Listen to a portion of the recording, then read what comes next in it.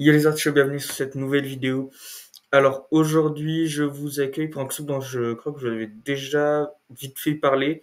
C'est quelque chose que, enfin en tout cas c'est un truc que j'avais déjà évoqué et j'avais dit que peut-être j'en ferais une vidéo dessus. Et c'est le sujet de la vidéo d'aujourd'hui. Donc vous l'avez vu dans le titre, on va parler des condominiums. Alors déjà, bon on va rentrer dans le vif du sujet, hein. J'en avais parlé sur la vidéo des îles qui sont partagées. J'avais évoqué l'île des Faisans.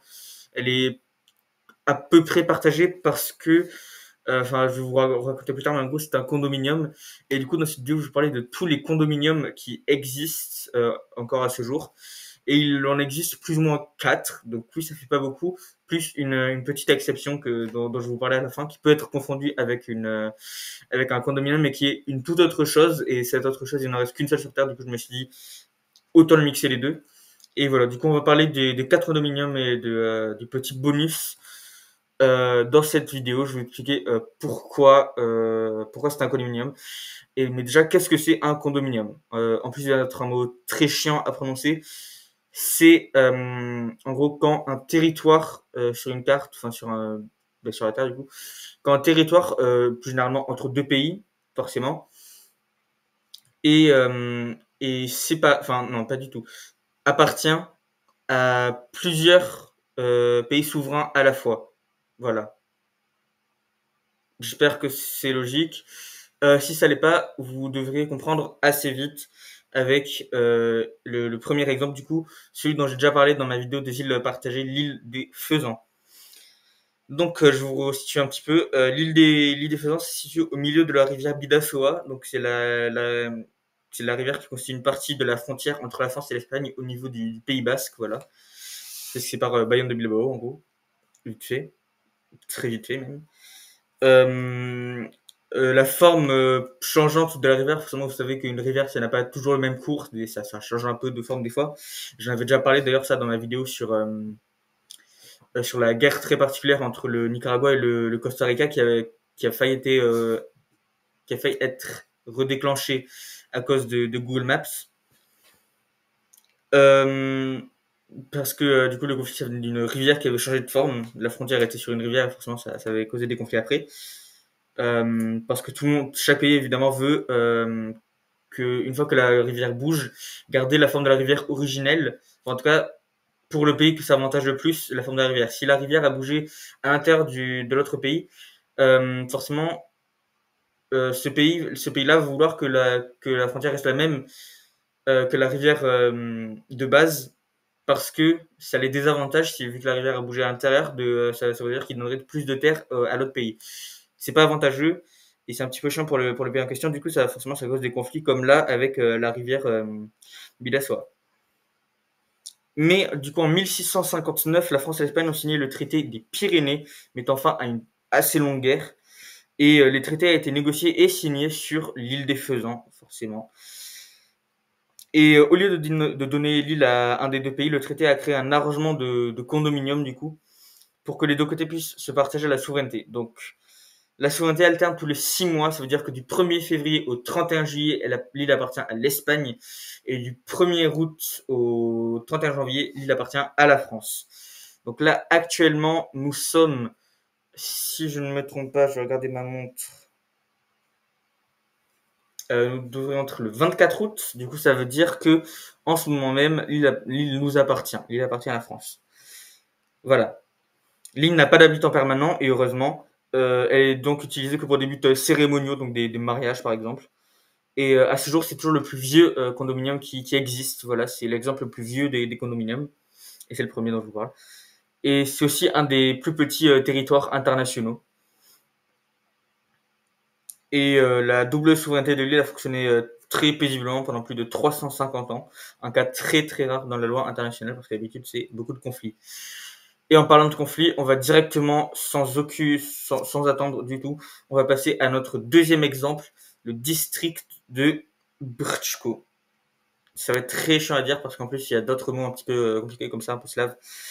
Donc le district de Brčko, c'est au nord-est de la Bosnie-Herzégovine sur la rivière Sava et c'est frontalier avec la Croatie et la Serbie. C'est un endroit très important stratégiquement parce que il fait le lien entre les parties occidentales et orientales de la Republika Srpska. je tiens à dire aussi, c'est l'entité serbe de Bosnie. Mais elle touche également la Fédération de Bosnie-Herzégovine, donc l'entité bosniaque-croate. Après la guerre de Bosnie de 92 à 95, la Bosnie-Herzégovine a été réorganisée par l'accord de paix à Dayton en deux entités principales. La Fédération de Bosnie-Herzégovine, qu'on connaît tous, ce qu'on appelle généralement la Bosnie-Herzégovine, mais aussi la Republika Srpska. C'est du coup la partie un peu est de la Bosnie-Herzégovine où ils parlent c'est le serbe et où les habitants sont ethniquement serbes. Le problème, c'est que les deux entités voulaient Brčko à cause de son importance géographique, mais aussi économique. Et oui, on rappelle que tous les pays veulent aussi gagner de l'argent. Et du coup, pour éviter un nouveau conflit, le problème a été reporté à l'arbitrage international. Et le tribunal a décidé que Brčko n'appartiendrait exclusivement à aucune entité. À la place, du coup, la zone a été transformée en district autogouvernant sous la souveraineté de la Bosnie-Herzégovine. En pratique, ça veut dire que Brčko est partagé formellement par la Republika Srpska et la Fédération, est administré de manière neutre et séparément, et que le district a ses propres gouvernements, écoles, police et institutions multiethniques, supervisés par un superviseur international, en tout cas jusqu'à 2012. Le district est décrit comme un condominium de la Republika Srpska et de la Fédération, car les deux entités détiennent une connexion formelle avec, aucun des deux n'exerce une souveraineté exclusive dessus, et la gouvernance est reconnue conjointement, mais neutralisée quand même par un statut de district spécial.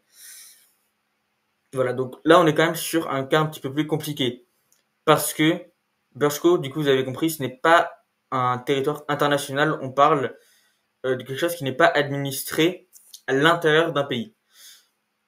On parle, enfin en fait, la Bosnie-Herzégovine de base aurait dû être séparée en deux entités. Alors évidemment, la fédération de Bosnie, là où il y a la capitale Sarajevo évidemment, et la Republika Srpska, donc qui fait un peu le tour de la Bosnie en fait comme ça. Mais au final, les deux sont pas mis d'accord et du coup ils ont dû créer en fait ce petit district. Et c'est assez particulier parce que du coup on parle vraiment encore une fois à l'intérieur d'un pays. Ça veut dire qu'il y a des conflits. On parle aussi de trucs civils. Il n'y a pas que des trucs internationaux. Donc ça c'est un condominium assez particulier en fait, si vous voulez.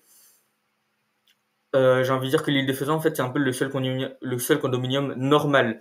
Les autres c'est entre guillemets, voire entre parenthèses. Là, par exemple, je pense qu'on peut dire que c'est plutôt entre parenthèses, le condominium, parce que c'est à l'intérieur d'un pays.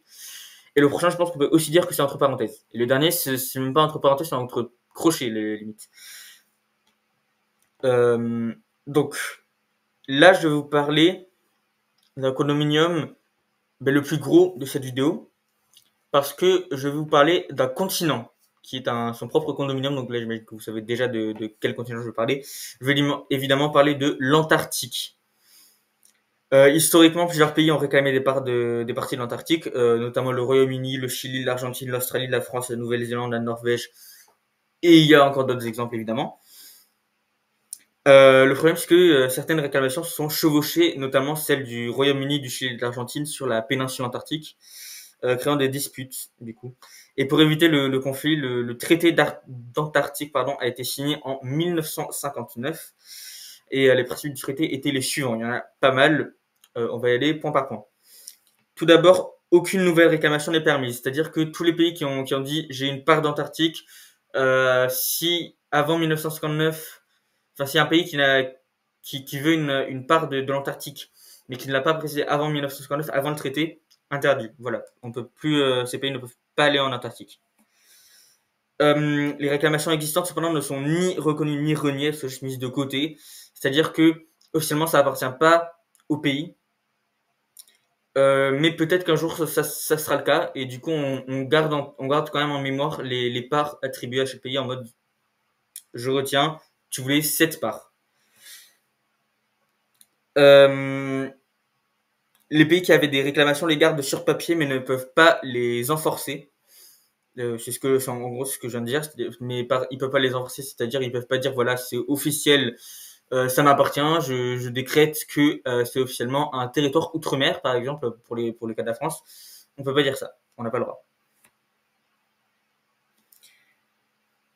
Tous les membres du traité administrent l'Antarctique conjointement. Et alors, dans le traité, je crois qu'il y avait 57 pays. Enfin, il y a 57 pays, même s'il n'y en a que 8 qui ont colonisé l'Antarctique, enfin, qui ont réclamé l'Antarctique.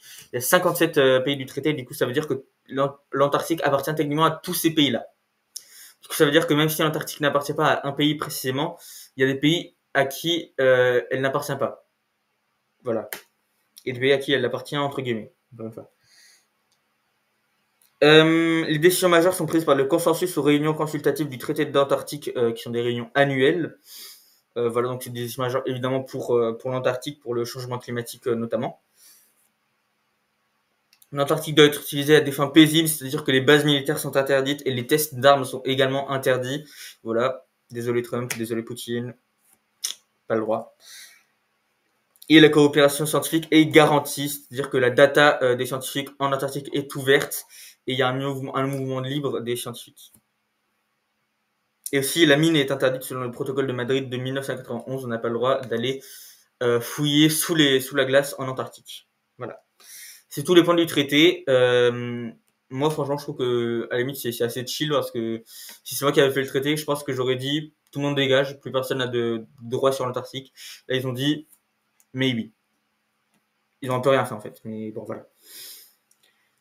Du coup, ça veut dire que l'Antarctique rentre quand même dans les critères du condominium, parce qu'aucun État n'a de souveraineté sur le continent, même si plusieurs États exercent collectivement une juridiction sur les territoires et la gouvernance est basée sur un consensus multinational et pas sur un contrôle unilatéral. Ça veut dire que, du coup, comme je dis précédemment, en fait, l'Antarctique, ça appartient de facto, en fait, entre guillemets, à ces 57 pays du traité. Pas aux 8 qui ont réclamé l'Antarctique, pas au monde entier non plus, et pas à personne non plus. C'est un petit peu particulier en fait, on ne sait pas à qui appartient l'Antarctique. Pour l'instant, tout le monde dit que c'est un continent libre, indépendant, limite indépendant, mais indépendant mais pas souverain. Et c'est compliqué. L'Antarctique, je pense que c'est un cas très très compliqué. Faudrait faire une vidéo entière sur l'Antarctique en fait. C'est un cas très chaud, enfin très froid du coup, mais chaud mentalement. On va maintenant passer à notre avant-dernier exemple de condominium. Enfin, non, notre dernier exemple de condominium, pardon, avant de passer à l'exemple bonus, à l'exemple spécifique, plus spécial. On va parler du golfe de Fonseca. Et là, on est sur un condominium assez particulier parce que c'est un certain type de condominium où il y a des condominiums dans le condominium, c'est galère. Mais c'est un condominium très particulier. Il n'y en a qu'un seul sur Terre. Il me semble que de toute l'histoire, c'est le seul qui a existé et qui existe toujours. C'est très très particulier, c'est le golfe de Fonseca. Et c'est sur la côte pacifique d'Amérique centrale, frontalier du Salvador, du Honduras et du Nicaragua. C'est ça la particularité, c'est que on n'est pas sur un condominium classique de 2 pays, on est sur un condominium de 3 pays. Voilà. Alors il contient plusieurs îles et c'est un point d'accès essentiel au Pacifique évidemment. Les 3 pays ont réclamé des parties du Golfe après leur indépendance de l'Espagne. Et au 19e et 20e siècle, des disputes ont escaladé, particulièrement à propos des droits de pêche, des îles et des frontières maritimes. En 1992, donc c'est un peu tard, hein, franchement, la Cour internationale de justice a statué sur l'affaire de dispute de terres, d'îles et de frontières maritimes entre le Salvador, le Honduras et le Nicaragua. Très long nom, très classe. La Cour a déclaré que les eaux du golfe de Fonseca sont une baie historique et de fait, les eaux internationales du golfe sont détenues conjointement par le Salvador, le Honduras et le Nicaragua. Ça fait du golfe, du coup, comme je l'ai dit précédemment, un triple condominium, vu que la souveraineté est partagée entre 3 États. Cependant, les îles ont quand même été divisées. Le Honduras a eu El Tigre et quelques autres îles, et le Salvador a eu Meanguera et Meanguerita. Voilà. Et à l'extérieur du golfe, la CIJ, donc la Cour internationale de justice, a dessiné des frontières maritimes dans le Pacifique pour éviter un chevauchement. C'est un peu ce qui s'est passé en Antarctique en fait. N'empêche que ça reste un condominium car normalement la loi internationale assigne des zones maritimes à un seul État, mais dans le golfe de Fonseca, la souveraineté ne peut pas être exercée par un seul État sous peine de disputes, de conflits, voire de guerres qui peuvent vite escalader. Mais à la place, les trois pays doivent gérer la navigation, la pêche et d'autres utilités conjointement. C'est un cas très rare parce que habituellement, un condominium ne contient que deux pays, mais là, il y en a trois. C'est vraiment un condominium dans le condominium, un condominium dans le condominium. Je ne vais pas y arriver. Bref, c'est tous les condominiums qui existent sur Terre. Enfin, je crois. C'est très possible que j'en oublie parce que je sais que dans l'île, enfin dans ma vidéo sur les îles divisées, j'en ai oublié au moins une bonne dizaine, je pense. Du coup là, peut-être que j'en oublie aussi quatre, c'est possible. Hum, oui, je crois, oui. Je vais en parler vite fait parce que c'est pas dans mon script, donc je déraille un petit peu. Mais il me semble que j'ai entendu quelque part que Birtawil, c'est un petit bout de terre entre l'Égypte et le Soudan. C'est un condominium. Alors, je connais pas toute l'histoire. Donc, euh, il est tard. Ok. Bon, je vais vous parler de l'histoire vite fait. Je vais pas faire de recherche là-dessus parce que vraiment, j'ai absolument pas le temps. C'est-à-dire que là, si je finis la vidéo exactement maintenant, j'aurai à peu près 15 minutes pour faire le montage. Sachant qu'il me reste encore un exemple plus long pour parler et que je dois faire l'outro, j'aurai clairement pas le temps de faire le montage. Donc je vais essayer de faire un petit truc de merde. Voilà. Du coup, je vais parler du Birtaoul très très vite fait.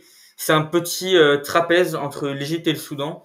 Et si ça existe, c'est parce que les Britanniques, au début, ils ont fait la frontière, une frontière droite entre l'Égypte et le Soudan. Mais après, je sais pas pourquoi ils ont redessiné la frontière, ils ont fait un truc bizarre. Et ça a créé deux territoires qui étaient du coup entre les deux frontières qu'ils avaient définies. Un très petit et un plutôt gros, le triangle de je sais pas quoi, je sais plus comment il s'appelle. Mais du coup, ce triangle, l'Égypte et le Soudan le veulent tous les deux. Le problème, c'est que du coup, en rançon, ils disent, ben, moi, je prends ce triangle et toi, je te donne Birtawil. Voilà. Du coup, Birtawil, c'est un condominium techniquement parce que personne le veut. Voilà. Il y a un gars qui a essayé de forger son pays là-bas, mais il n'a pas réussi. Bref, je crois que maintenant c'est bon. On va passer au dernier exemple de presque condominium, mais pas forcément trop non plus. On va parler d'un pays indépendant que vous connaissez très bien parce que j'ai littéralement fait un pays sur 10 dessus. On va parler d'Andorre. Ouais, c'est un presque condominium. Voilà. Pourquoi? Ben, déjà, je vais vous parler de l'histoire d'Andorre. Comment ça a été créé Andorre? Du coup, au XIIIe siècle, Andorre, c'était un territoire tampon entre le comte de Foix, en France actuelle, et l'évêque d'Urgell, en Catalogne actuelle. En 1002, oui, je ne sais plus lire les dates. En 1278, l'accord de paréage, je ne sais pas comment on dit, a établi que les deux seigneurs seraient co-princes d'Andorre, partageant la souveraineté. Au fil du temps, les droits du comté de Foix ont été passés à la couronne française et aujourd'hui ils sont détenus par le président de la France, actuellement Emmanuel Macron, mais ça change en même temps que le président. Et l'évêque d'Urgell détient toujours ce roi traditionnel. De nos jours, Andorre, c'est un État souverain indépendant depuis 1993, assez tard. J'étais vraiment très surpris d'apprendre qu'ils sont devenus indépendants assez tard, avec sa propre constitution. Euh, Ces chefs d'État, du coup, sont les deux coprinces, pardon, le président de la France, donc encore une fois, actuellement Emmanuel Macron, et l'évêque d'Urgell, je ne sais pas comment il s'appelle, mais voilà. Salut si tu passes par là. Ça n'empêche que Andorre a son propre parlement, le Conseil général, et aussi son gouvernement plus généralement. Mais le cas particulier d'Andorre, le voici. C'est que dans un condominium, je refais un petit peu la définition plus détaillée cette fois-ci. Le territoire est administré conjointement par deux États, voire plus, comme on l'a vu pour le golfe de Fonseca. Et la souveraineté des pouvoirs administrants est externe. Ça veut dire que le territoire ne doit pas avoir sa propre souveraineté indépendante. Donc, forcément, vous pouvez déjà voir que ça ne remplit pas forcément tous les critères. Par contre, je vais vous parler d'autre chose, un cas très très très très rare dans l'histoire. Je pense vraiment qu'il y en a eu très peu. Peut-être que je me trompe, hein, mais en tout cas, vu que actuellement c'est la seule qui reste, Andorre, je pense qu'il n'y en a pas eu tant que ça, mais je ne sais pas. Je vais vous parler de la notion de diarchie. C'est pas un mot très joli. Ça ressemble un peu trop à diarrhée. Je suis d'accord. Mais Ça c'est comme ça. Une diarchie, c'est un état singulier qui a plusieurs chefs d'état se partageant le pouvoir, où la souveraineté appartient à l'état lui-même et pas à des dirigeants externes, et où les coprinces agissent comme des monarques constitutionnels avec des pouvoirs limités plutôt que des administrateurs étrangers. Andorre, c'est un pays souverain avec sa propre constitution depuis encore une fois 93. Les coprinces, donc le président de la France et l'évêque d'Urgell, agissent comme des monarques conjoints et pas des représentants de la France ou de l'Espagne. Et ils sont chefs d'État à cause de la loi andorrane et pas parce que la France ou l'Espagne exercent de la souveraineté là-bas. Et en contraste, un condominium, ça impliquerait que la France et l'Espagne dirigent Andorre conjointement, ce qui évidemment n'est pas le cas parce que, je le répète, Andorre est un pays indépendant souverain. Ça veut dire qu'Andorre n'est pas un condominium, mais plutôt une diarchie. C'est la particularité. C'est pas un condominium, c'est presque un condominium. Moi, je pense que condominium et diarchie, c'est quasi la même chose en fait, mais à la fois pas du tout parce que quand même dans la diarchie, il y a le côté pays indépendant. Euh, une région ou une ville qui fait partie d'un autre pays et qui le reconnaît ne peut pas se considérer comme une diarchie. Par contre, comme on a vu avec l'exemple de Brčko, c'est notamment pour ça que je l'ai mis là, c'est pour expliquer un petit peu la différence avec la diarchie.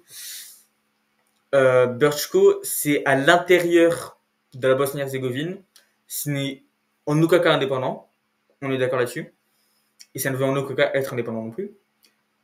Pourtant, ça reste un condominium. Du coup, les condominiums peuvent exister à l'intérieur d'un pays, et pour preuve, en fait, les condominiums ne sont jamais indépendants. C'est ça la grosse différence entre condominium et diarchie. Et évidemment, l'autre grosse différence, du coup, c'est que forcément, vu que la diarchie est indépendante, elle ne peut pas appartenir à plusieurs pays, puisqu'elle a plusieurs souverains. Et dans la plupart des cas, c'est des souverains d'autres pays, mais de différents pays. Et du coup, les coprinces, c'est des coprinces, parce que, par exemple, pour le président de la France, il est coprince d'Andorre parce que on coagit sur Andorre. C'est-à-dire que même si techniquement Emmanuel Macron c'est le coprince d'Andorre, il n'a absolument aucun pouvoir sur Andorre parce que c'est principalement en fait le président de la France, parce qu'Andorre a son propre gouvernement. Et en fait, Emmanuel Macron, il ne peut juste rien changer à Andorre. C'est pas lui qui fait les règles à Andorre, parce que sinon, ça appartient des richesses à la France. Et même si c'était lui, ça devrait logiquement aussi être l'évêque d'Urgell, qui voudrait que ce soit à la Catalogne forcément, parce que, je le répète, la France et l'Espagne, comme tous les autres pays, veulent gagner du territoire. Et encore une fois, on l'a vu avec la rivière Bidassoa. Enfin, les changements de la rivière Bidassoa et l'île de Faisan. Les Faisans, pardon. Et du coup, ça créerait des conflits inutiles dans un tout petit territoire en plein milieu des Pyrénées, dans lequel, je suis désolé, mais il n'y a rien. Euh, et ce serait juste con, en fait, de créer des conflits pour ça. Du coup, je pense qu'une diarchie, c'est une bonne idée, mais peut-être que c'est un petit peu trop perturbant. Enfin, si je devais donner une idée à Andorre, ce serait que certes, le truc c'est traditionnel et tout, mais en fait, enfin, il y a très peu de chances actuellement. Enfin, vraiment, elles sont, je pense, assez proches de 0% de chances que l'Espagne et la France rentrent en conflit dans un futur proche. On n'y est pas. On n'y est pas du tout. Enfin, on est quand même des pays civilisés. On est quand même des pays tous les deux dans l'Union européenne, tous les deux dans l'OTAN. La France et l'Espagne font toujours partie quasiment des mêmes organisations, un petit peu, on va se mentir. Enfin, il y a très peu d'organisations où est la France, mais où n'est pas l'Espagne. Enfin, la francophonie, oui, bien sûr. La francophonie, oui. L'Espagne en fait partie. Mais en termes de vraiment alliance géopolitique, il y en a très peu où est la France, par exemple, et où n'est pas l'Espagne, et inversement. Du coup, ça m'étonnerait qu'on rentre en conflit de sitôt. Et je pense, Andorre, message à Andorre, message à Emmanuel Macron, message à l'évêque d'Urgell. Je le resalue s'il est toujours là. Je sais qu'il regarde cette vidéo, hein, je pense qu'il a que ça à foutre. Faudrait peut-être lâcher l'affaire et juste faire comme Monaco, c'est-à-dire une micronation qui est à la fois un royaume classique. Enfin, j'imagine que vous avez quand même des gens à Andorre, voilà. Enfin, au bout d'un moment, même le Vatican a un roi, alors que personne n'est né au Vatican. c'est abusé. Bon, le Vatican c'est particulier, mais enfin voilà, vous avez compris quoi. En dehors, il y a genre quoi, 70 000 habitants peut-être. Avec 70 000 habitants, tu peux te trouver une petite famille royale, je pense. Je pense que c'est possible. Bref, ou alors tu peux juste te faire une petite démocratie, te trouver un président de la République, démocrate, démocratique. Voilà. Je suis fatigué, ça se voit. Bref, merci. Je bug beaucoup. Merci d'avoir regardé cette vidéo. C'était fort sympathique de parler. Fort sympathique. Waouh. Je suis vieux ou quoi. C'était cool. Oui, c'était cool de parler de. Je bug là, je suis en surchauffe mentale. C'était très cool de parler des condominiums parce que c'est un truc en fait de. J'allais dire, j'ai vu personne en parler. Sauf que il y a quelques jours, il se trouve que le youtubeur à succès à plus de 4 millions d'abonnés, Geography Now, a bel et bien posté une vidéo où il parlait de tous les condominiums et il expliquait pourquoi bien mieux que moi. Est-ce que j'ai le seum? Oui, mais bon, est-ce que il a parlé de Birchco? Non. Voilà, parce que Birchco c'est un terre d'un pays. Est-ce qu'il a parlé du golfe de Fonseca? Non, parce que c'est un golfe. Lui il parlait des trucs terrestres. Il a également parlé d'Andorre, carrément. Il a expliqué que c'était une Dirche et tout. Voilà, merci, Géographie. Et il a parlé de Birtawil aussi, que même moi j'ai oublié. Bref. C'est tout pour cette vidéo. Et j'espère que pour mon prochain concept, il n'y aura pas Géographie Now qui va faire une vidéo dessus 3 jours avant. Ce serait très chiant. Purement. Non, mais vraiment, en plus, quand j'ai vu la vidéo, je me suis dit, mais putain, mais j'avais planifié que je ferais une vidéo sur le condominium ce jour-là. J'avais eu l'idée avant lui, limite. Seum, gros seum, complètement. Mais c'est pas grave, j'aurai des concepts un peu plus originaux peut-être. Et puis après, il y a des gens sur cette chaîne qui ne parlent pas anglais peut-être aussi. Ou qui juste connaissent pas Géographie Now. Voilà.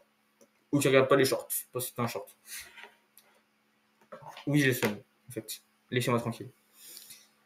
Du coup, la prochaine vidéo sera très certainement un pays sur 10. Quel choc! En même temps, je reviens de voyage au Royaume-Uni, je peux me permettre. D'ailleurs, j'ai toujours pas fait le vote pour savoir si vous vouliez plutôt un épisode sur chaque pays constituant du Royaume-Uni ou plutôt sur le Royaume-Uni en général, je verrai. Si c'est sur le Royaume-Uni en général, j'aviserai parce que je veux quand même parler des 4 pays constituants séparément. Du coup, j'aviserai.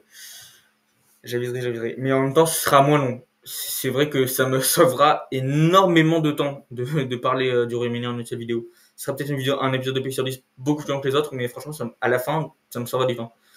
Premier degré. Parce que j'aurai à expliquer moins de trucs et tout. Du coup, je vais voir. Les deux, en fait, les deux m'arrangent un petit peu. Parce que ce serait moins perturbant, du coup, de faire une vidéo sur chaque truc différemment. Ça permettrait de me concentrer vraiment sur chaque pays, comme ça, je skippe pas certaines parties du Royaume-Uni dans lesquelles je suis pas allé, comme l'Irlande du Nord. Voilà, ce serait triste. Et j'attendrai du coup forcément pour faire les pays sur 10 sur l'Irlande du Nord, mais à la fois je fais le Royaume-Uni, ça m'éviterait de faire 3 pays sur 10 qui parlent de la même île d'affilée. Voilà. Dans les deux cas, il y aurait des pour et des contre. C'est pour ça que je vais faire un vote, parce que je ne peux pas décider. Mais du coup, voilà, prochain épisode pays sur 10 sur soit le Royaume-Uni, soit probablement l'Angleterre. Je commencerai par ça, je pense. Et après ça, peut-être enfin la vidéo mystérieuse qui était censée sortir il y a déjà 2 semaines. Elle a pris du retard. Voilà, c'est comme ça. Mon PC est en train de littéralement mourir au montage de cette vidéo. Est-ce que je pense que ça va me prendre une bonne demi-journée d'exporter la vidéo, au moins. En plus, ça va faire bien 4 heures là. Ça va être chiant à regarder. Mais c'est pas grave. Au final, on est là pour s'amuser. Voilà. Merci beaucoup d'avoir regardé cette vidéo du début jusqu'à la fin. Une vidéo jusqu'à la fin si vous êtes bizarre. Et je vous dis à la semaine prochaine pour le pays sur 10 Royaume-Uni / Angleterre, je ne sais pas trop. Je change de main. Bye les papayes.